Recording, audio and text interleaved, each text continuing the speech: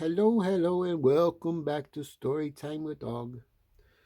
Today's book is called The Emperor's New Clothes. I like the artwork already. Retold by Marcus Sedgwick and illustrated by Alison Day. Retold, it must be a really old story. Old. All right, one day the emperor got out of bed and slowly scratched his sleepy head. Another royal day has dawned, but he had nothing to put on. Of all his crowns and robes and stuff, no outfit seemed quite grand enough.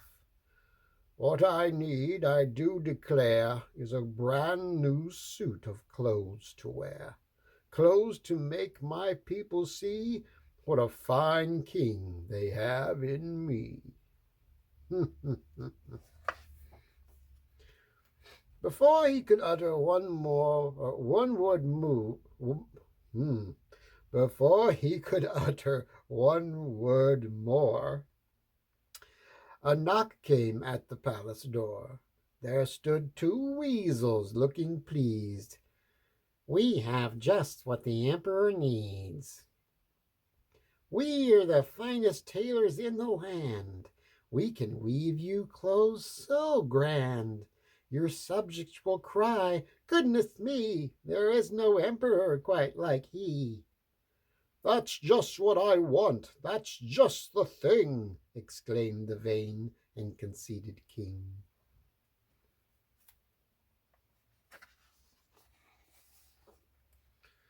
And that's not all, the tailors said, for we weave spells as well as thread. All who dull or foolish be are magic clothes they cannot see. A bit more gold will buy this spell. We're sure that it will serve you well.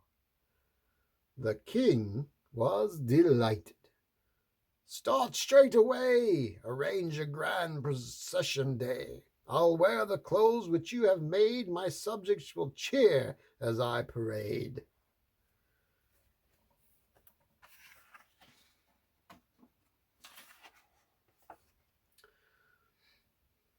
But we can't afford it, the treasurer cried, opening the lid of the treasury wide. The chamberlain agreed, we've spent too much on trousers, shirts, and hats and such. Nonsense, this suit will let me see those who wise or foolish be, those unfit for the office they hold. Hare and tortoise, do as you're told. Oh my. But the emperor had made an awful mistake. The weasels weren't tailors. They were fake. And when Hare left them to start their work, the two young rascals began to smirk. Smiling and joking, giggling and more, they laughed and rolled upon the floor. I never imagined we'd fool them so well. Who would have thought they'd believe in a spell? Oh boy. How easily people are taken in, even by a tale so very thin.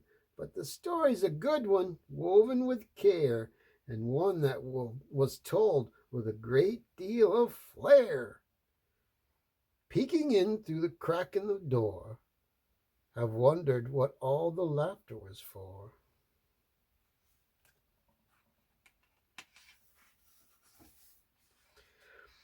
Many days passed without a sign of any clothes, either shabby or fine. The poor old emperor began to doubt that he'd ever get his parade shoes out. It's time I saw these wonderful clothes, moaned the emperor, grumpily scratching his nose. But suppose when I visit I can't see a thing, then I'd look like a fool, and I am the king. I don't want to seem like a dunderhead. I'll send my servants to look instead. Oh, there they go. So Hare and Tortoise went down to the room where the weasels pretended to work on their loom. They looked for the suit that was waiting below. Then they looked at each other and thought, oh no, for they couldn't see anything there at all.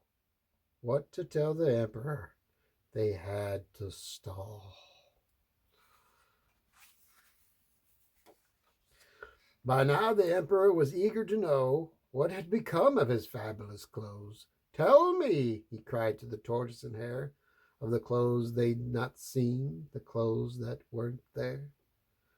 What are they like? Are they sumptuous and rich? Are they special and lovely and beautifully stitched? Hare and tortoise wished for somewhere to hide. They look wonderful, Majesty, both of them lied.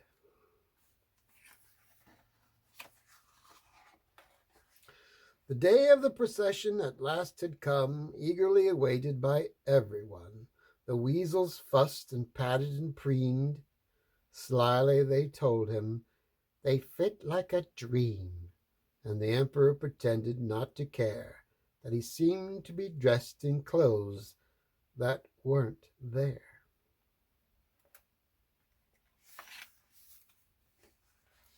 As the procession set out, everyone stared and gawked, too frightened to say what they really thought.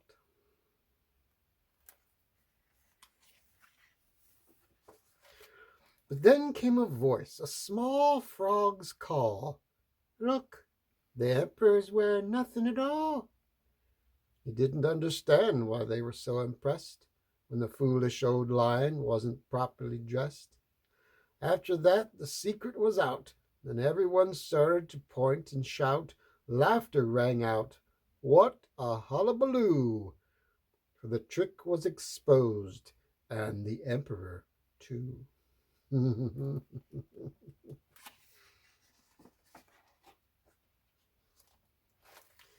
The end. Thank you for coming to Storytime with Dog, and I don't know about you, but I think this book is really appropriate right now. Well, I'll see you next time. Bye-bye.